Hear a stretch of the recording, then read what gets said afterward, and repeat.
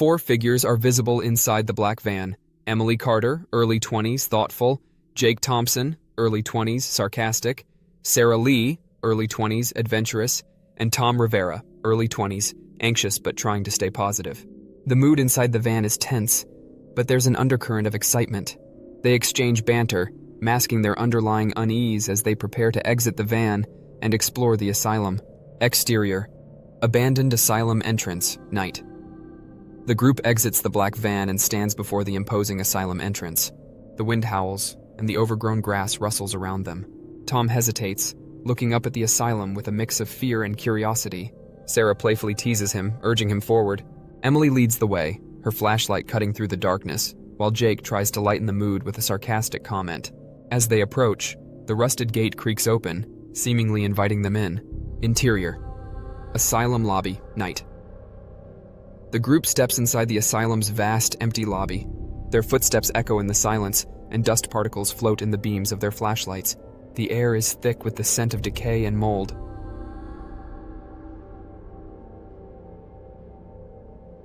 Jake makes a sarcastic remark about the smell, trying to mask his nervousness. The group continues deeper into the asylum, passing by rusted wheelchairs and faded medical posters. The mood shifts from playful to tense as the reality of their surroundings begins to sink in.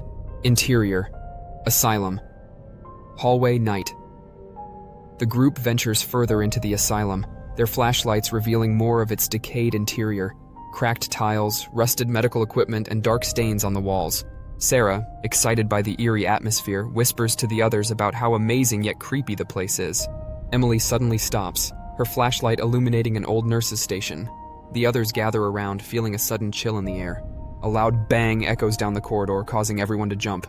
The group exchanges nervous glances before Sarah, undeterred, steps toward the source of the noise, daring the others to follow.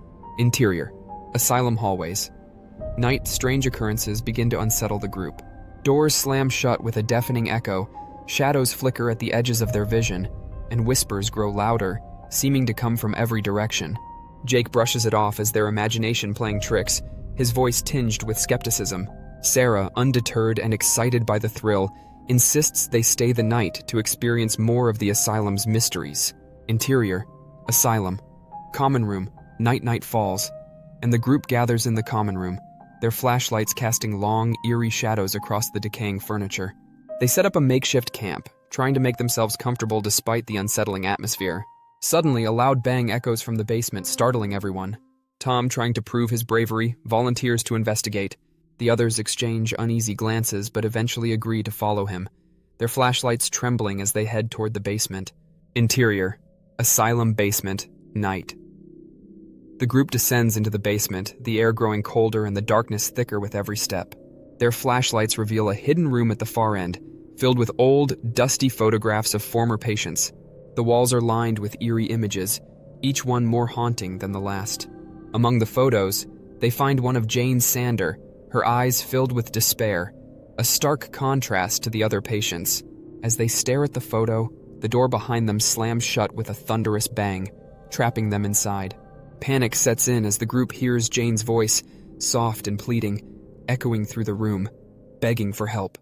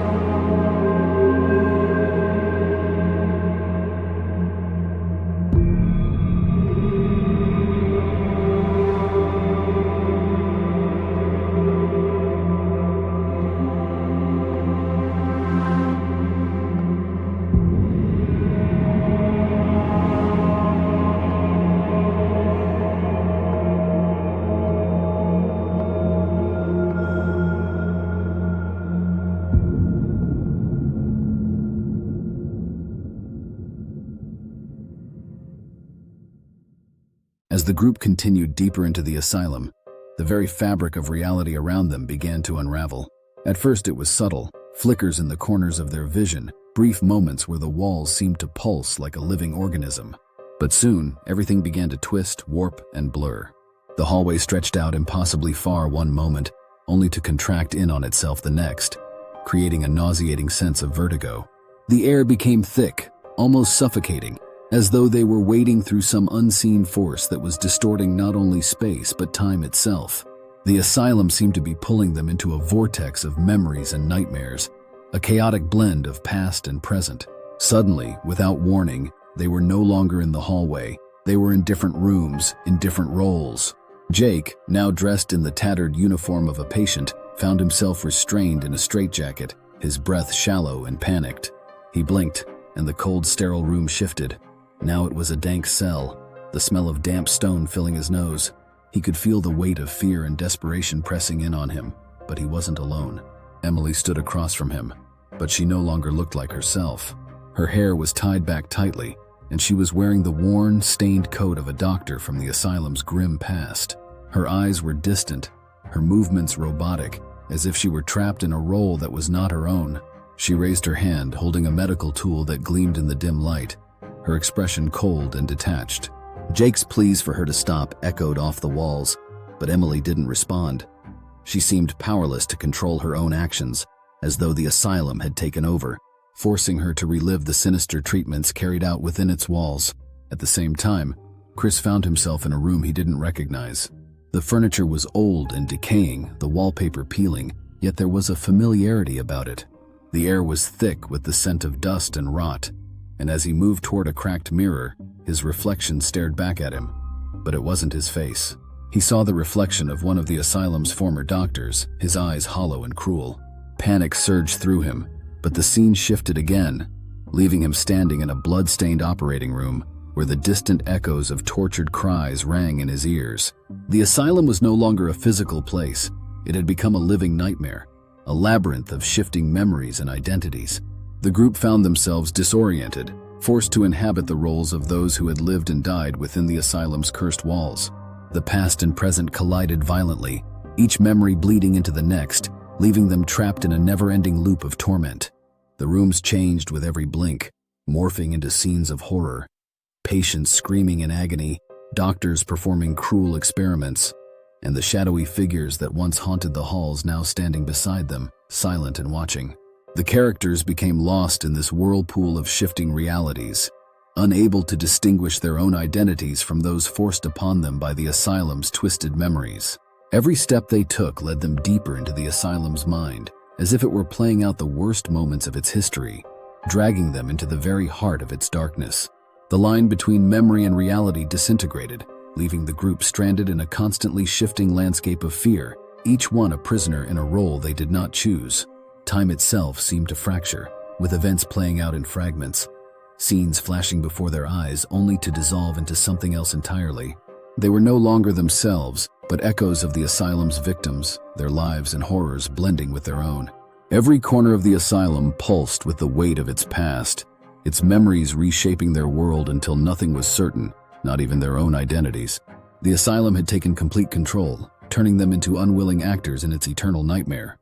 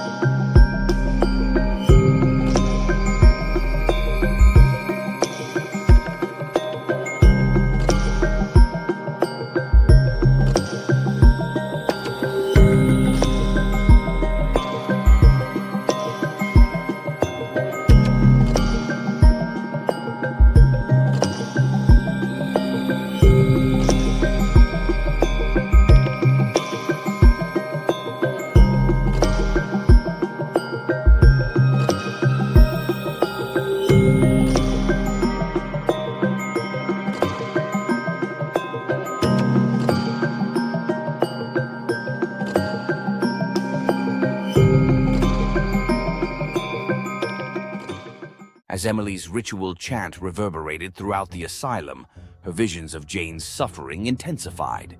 She now stood within a small, cold room, Jane's room. The walls were damp, the air thick with decay. In the dim light, she could see an iron bed frame, its mattress rotted through and chains still attached to the posts where Jane had been restrained. The faint sound of sobbing echoed in the air, as if the room itself remembered the anguish Jane had endured. The flickers of past events overwhelmed Emily as she was shown Jane's final moments. There, in the midst of cruel treatments, Jane had been subjected to horrors no living soul should endure. It wasn't just the doctors. Something darker had twisted their hands, driving them to perform unspeakable rituals on her. The images blurred, overlapping with flashes of dark hooded figures that circled Jane, their chants melding into Emily's own voice as she continued the counter-ritual. The atmosphere in the room thickened, pulsing with the power of both past and present, their voices merging as the battle for Jane's soul raged on. The chains on the bed rattled as if unseen hands were pulling at them, trying to drag Jane's spirit back into the depths of the asylum's darkness. Emily's pulse quickened, knowing time was running out. The weight of Jane's torment pressed down on her, as though the spirit was crying out for freedom, yet tethered by the malevolent force that refused to release its hold.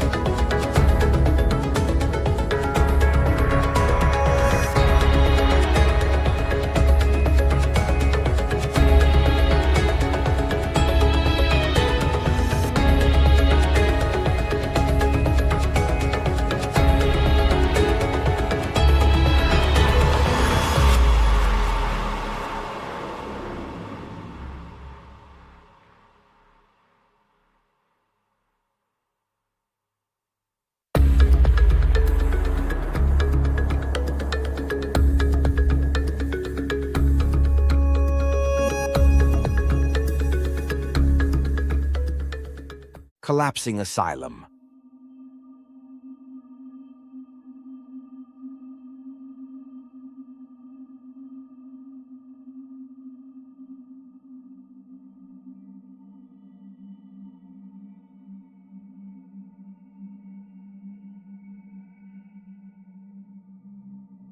The light swallowed everything, and for a moment, there was nothing but silence. Then the sounds of stone grinding and crumbling filled the air.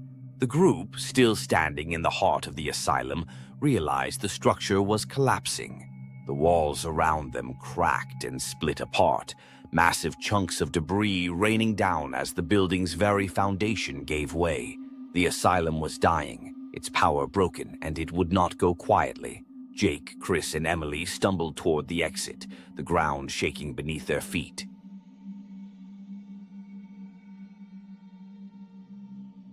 The sigils carved into the walls flickered and dimmed, their energy fading with each passing second.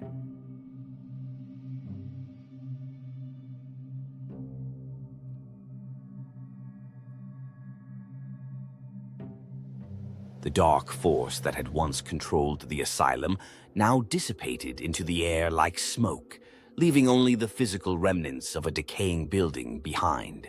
The spectral figures of the patients and doctors had vanished, leaving nothing but echoes of their suffering behind.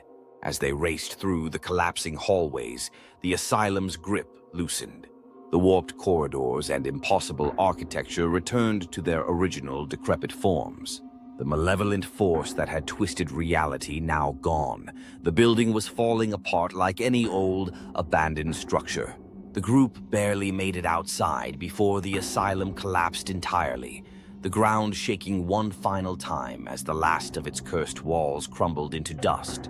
The night was silent, and for the first time since they had entered, the air felt light, free of the suffocating presence that had once consumed it. Jane's spirit was gone, released from her torment, and the asylum, once a place of horror, was no more.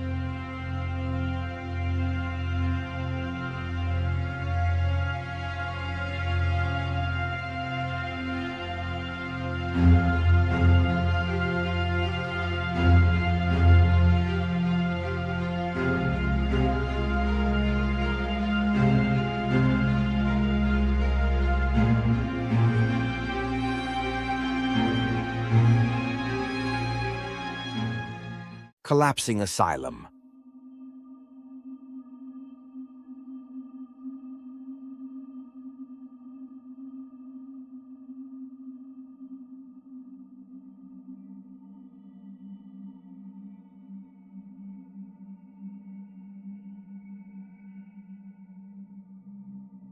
The light swallowed everything, and for a moment, there was nothing but silence. Then the sounds of stone grinding and crumbling filled the air. The group, still standing in the heart of the asylum, realized the structure was collapsing. The walls around them cracked and split apart, massive chunks of debris raining down as the building's very foundation gave way. The asylum was dying, its power broken, and it would not go quietly. Jake, Chris, and Emily stumbled toward the exit, the ground shaking beneath their feet.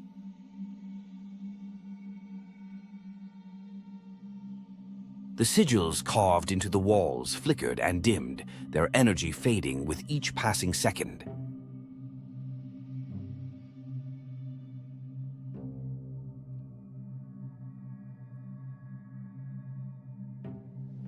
The dark force that had once controlled the asylum now dissipated into the air like smoke, leaving only the physical remnants of a decaying building behind. The spectral figures of the patients and doctors had vanished, leaving nothing but echoes of their suffering behind. As they raced through the collapsing hallways, the asylum's grip loosened. The warped corridors and impossible architecture returned to their original decrepit forms. The malevolent force that had twisted reality now gone, the building was falling apart like any old, abandoned structure. The group barely made it outside before the asylum collapsed entirely. the ground shaking one final time as the last of its cursed walls crumbled into dust. The night was silent, and for the first time since they had entered, the air felt light, free of the suffocating presence that had once consumed it. Jane's spirit was gone, released from her torment, and the asylum, once a place of horror, was no more.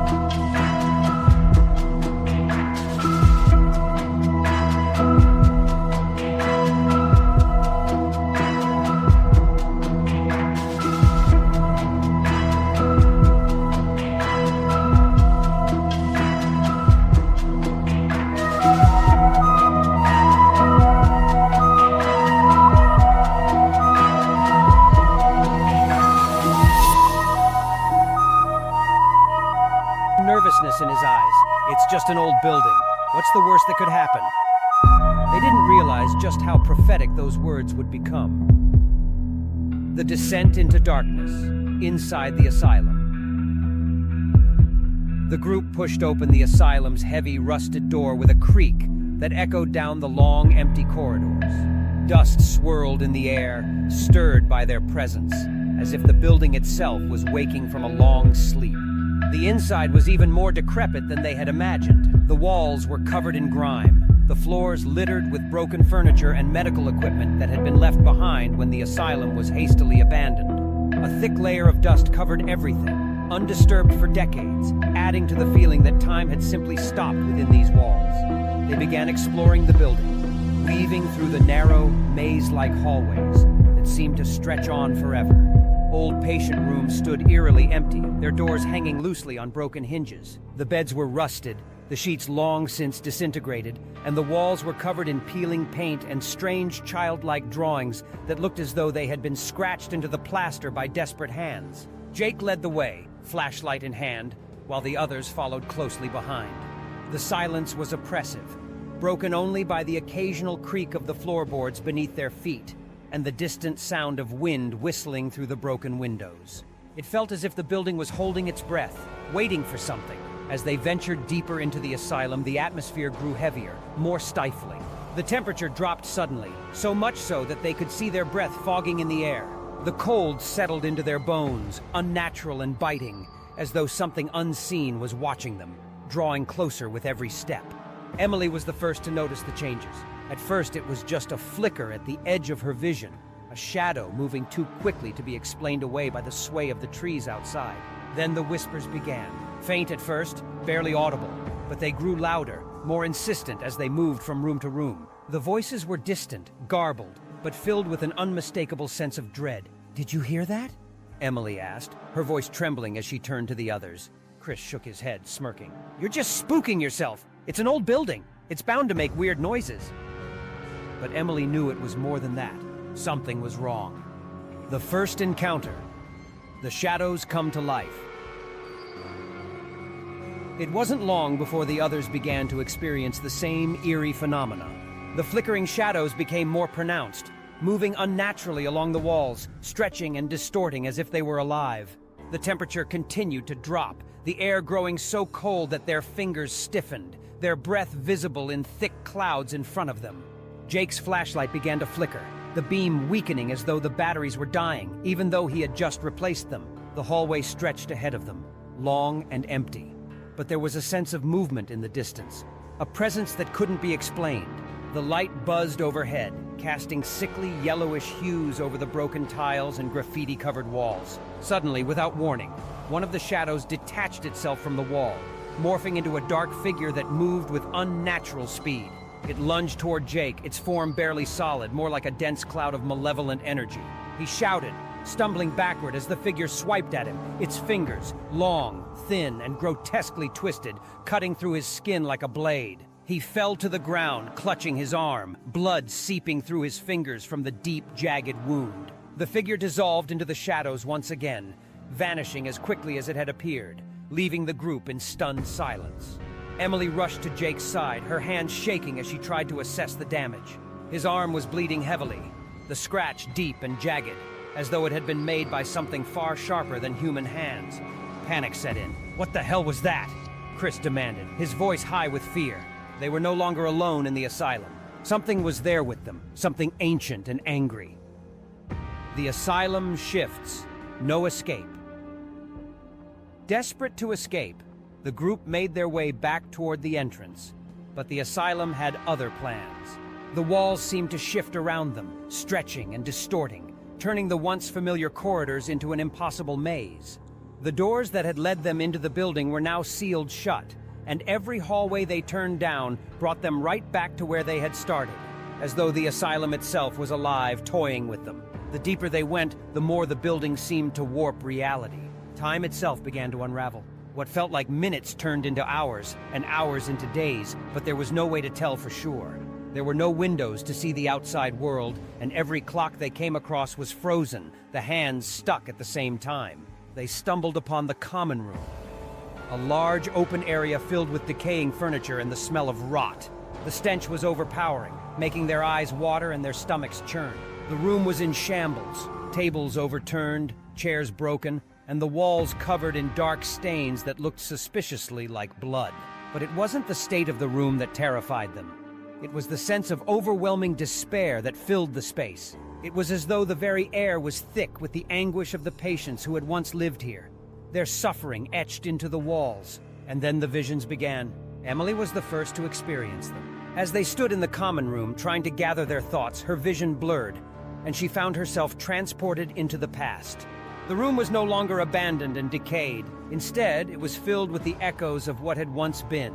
Patients in ragged clothes sitting at the tables, their faces blank, their eyes empty. Nurses and doctors moved among them, their expressions cold and distant, treating the patients as though they were little more than animals. In the center of it all was Jane. Jane's story. The suffering of the asylum's most tortured soul. Through a series of vivid and horrifying visions, Emily learns the truth about the asylum's most tragic patient, Jane.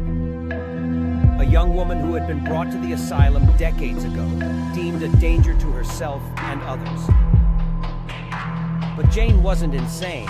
She had been different from the start, sensitive to the paranormal, able to see things that others couldn't. The doctors at the asylum didn't understand her abilities. Instead of helping her, they subjected her to a series of brutal treatments, trying to cure her of what they believed to be a mental illness. But it wasn't just the treatments that broke Jane. It was something far darker. Emily's visions become more intense, showing her flashes of Jane's final days. The doctors, desperate to control the supernatural forces they had unleashed within the asylum, turned to dark rituals.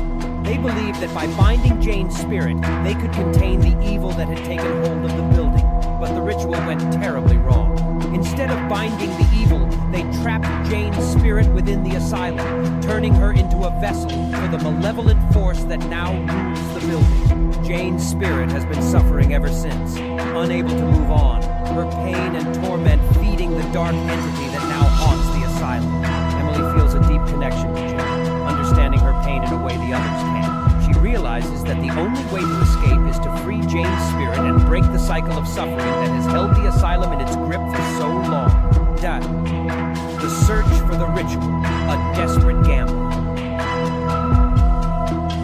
With no other options, the group sets out to find the components of the counter-ritual that will free Jane's spirit and end the asylum's reign of terror. Emily leads the way, guided by the visions that have become more frequent and more intense. But the asylum isn't going to let them succeed without a fight. As they search the dark, crumbling rooms for clues, the building continues to shift around them, making it nearly impossible to navigate. The walls pulse with malevolent energy, and the shadows grow darker, more tangible. The whispers have become deafening, filling their heads with distorted voices that aren't their own. Jake, still bleeding from the scratch on his arm, grows weaker with every step, his face pale, his eyes haunted by the things he's seen. At one point, they stumble upon an old patient's room, the door hanging loosely on its hinges. Inside, they find a journal, a worn, leather-bound book filled with the scribbled writings of one of the asylum's former doctors. The entries detail the horrors that took place within the asylum's walls, the experiments performed on the patients, and the doctor's growing obsession with the supernatural forces that had begun to plague the building. One of the final entries describes the ritual that was performed on Jane. The doctor writes about how they believed they could use Jane to contain the evil, but instead they only made it stronger. He speaks of strange occurrences, objects moving on their own, shadows that seemed to come to life, and a feeling that the asylum was no longer under their control. The journal also contains clues to the counter-ritual, but it's incomplete. They'll need more than just the journal to succeed.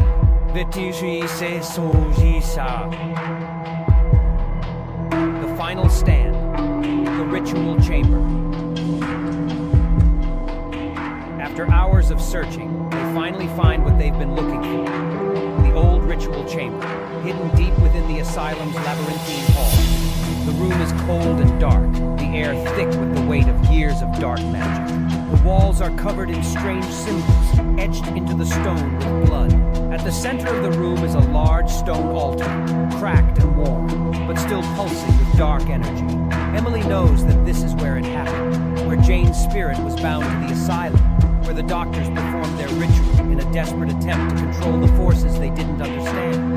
As they prepare to perform the counter-ritual, the asylum grows more violent. The ground trembles beneath their feet, and the air fills with the sound of distant screams. The shadows in the room shift and move, growing darker, more solid, as though the asylum itself is trying to stop them from succeeding. Emily begins the ritual, chanting the ancient words from the journal. Her voice is steady, but inside she's terrified. She knows that if they fail, they won't just be trapped in the asylum forever. They'll become part of it, their souls feeding the dark entity that has ruled the building for decades. As the ritual progresses, the room grows colder, the air filled with a thick, oppressive energy. The shadows on the walls seem to come to life, writhing and twisting as though they're trying to escape. The ground beneath the altar cracks, and a dark, swirling energy begins to rise from the chasm. Suddenly, Jane's spirit appears before them, her face twisted in pain. The dark energy that has been feeding off her suffering swirls around her, lashing out at the group.